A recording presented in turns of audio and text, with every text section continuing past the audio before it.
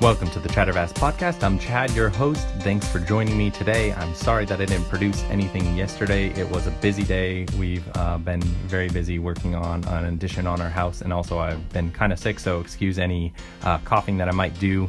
I do have some tea here, so hopefully that helps.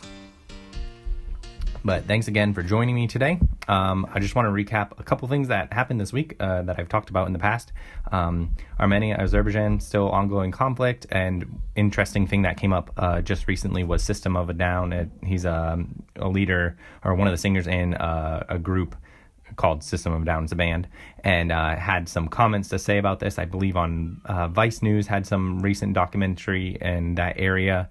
And Trump and Biden have some differing opinions. Obviously, Biden is calling for people to come to the peace talks. I don't think Trump has said anything. According to this, Trump hasn't really had much to say, except for, like, you guys figure it out. But it's an interesting conflict still going on. Obviously, there are a lot of people displaced. If you read this article, he does talk about it from the standpoint of, like, being a young child in that area, fleeing with his family to America, and then how many people still, like, just don't want to leave that area because that's their home. And this predates, like, any of our modern history, really. Is like the Ottoman Empire and the genocide that happened with the Armenians.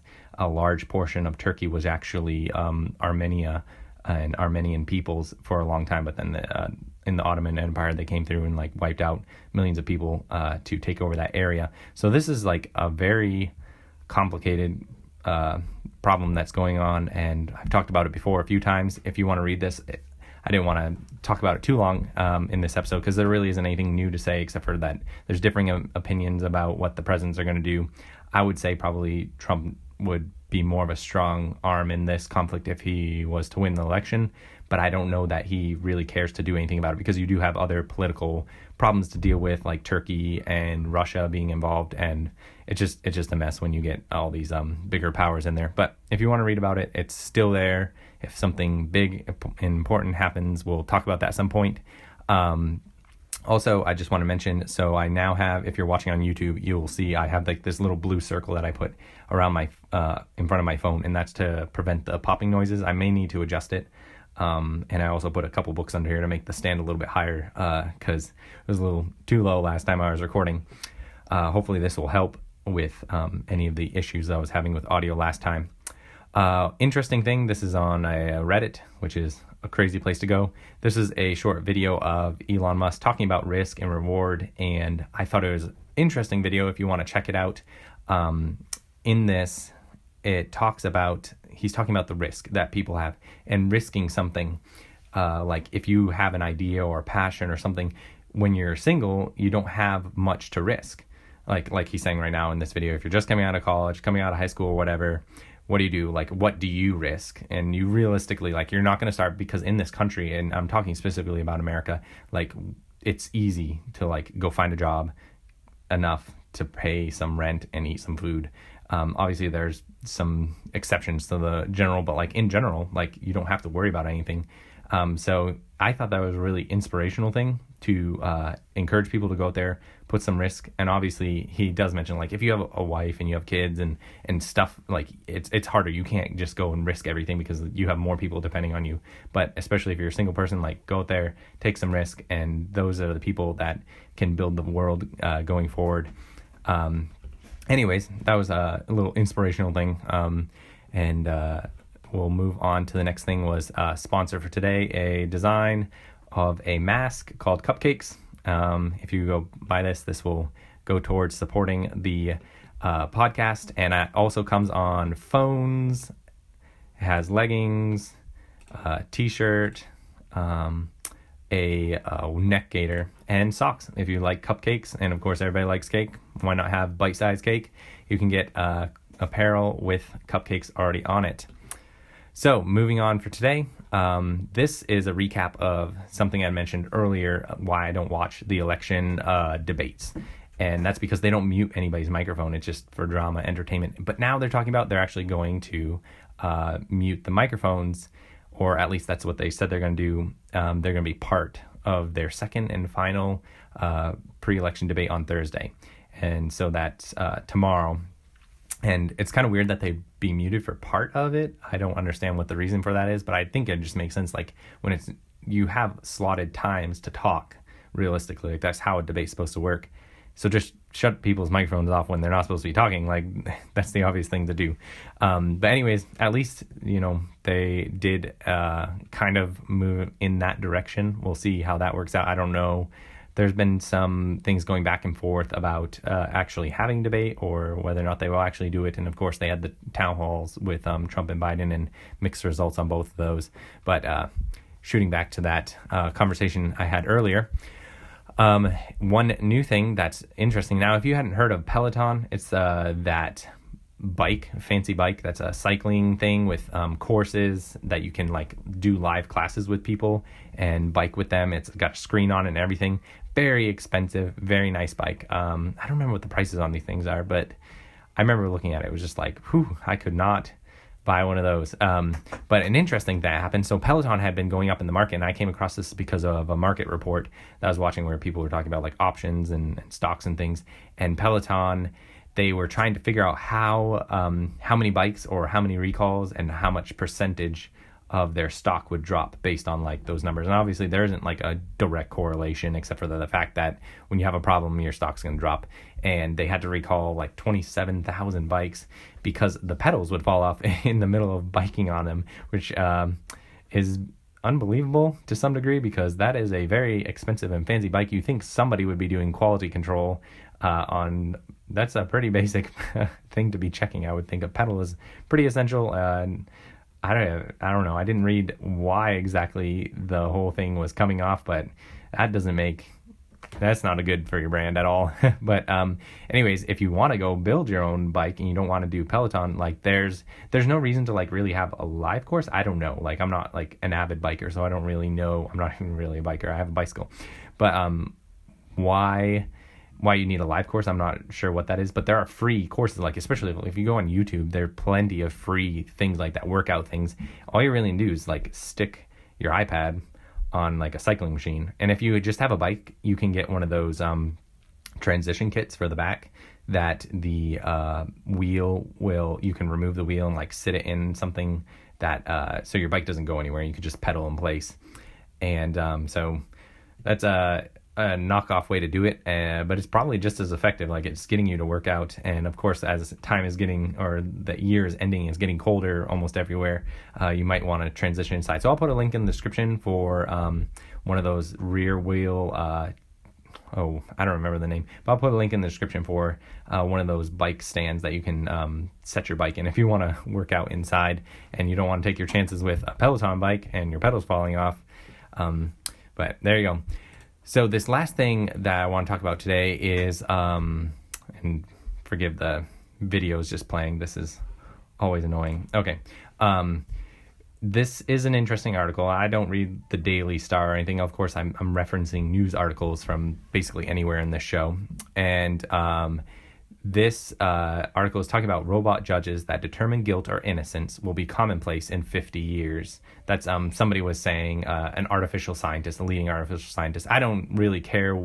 Like, Neil deGrasse Tyson is like a really important guy who says stuff, but realistically, like just like Bill Nye, like they are more, adept in a certain field, or they know something in some place, and just because they get labeled as a scientist, they can say stuff about anything. And you're going outside of, like, when you're dealing with artificial science and stuff like that, like artificial intelligence, and this scientist is going to say like, well, hey, we can talk about like guilt and innocence and morality and robots replacing them and AI being able to figure that out. That's like, you're moving into a whole nother field there, because that's like a whole nother thing, like outside of like artificial intelligence figuring out things and stuff. Morality and computers don't really mix very well. And the reason for this is because when you design a system, and I know this like because I do web development, I don't particularly like build systems that have to like create bias or anything like that. I mostly just design out a site, which I guess in some degree there is also like some bias to like a certain type of user being able to use it. But when you design a program, like there was something recently, obviously with the election, we have digital, like we use a lot of digital equipment in there. But if you're designing something it is very difficult, almost basically impossible as a developer to not put bias into a system that like has bias in it. I'm not talking about like, well, it's really hard to come up with examples because this is kind of like theoretical stuff when you're talking about everything, but like you can't have a robot that thinks for itself completely, because whoever designed it has put an impression into the machine of what it prefers. Because when you get down into the code, it has to choose yes or no or right or wrong or like A, B, C, and somebody put those options in there. Somebody put the logic in there to figure out things. Now, one thing that was interesting was, I should probably put a link in the description for this too. There's this game that MIT, it's not really a game, it was kind of a data tool. If you were sitting in a self-driving car and the brakes failed on the car, and the car then had to choose to either hit whatever's in front of it or swerve off and probably kill whoever's in the vehicle.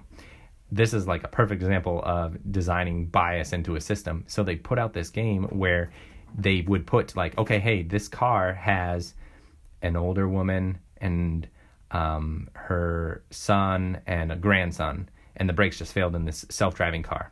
And the self-driving car can either swerve and crash and hit a wall and kill everybody in the vehicle, or it can continue going straight through a crosswalk and hit, and then it gives an example of some other people, like a cat and a dog and a pregnant lady.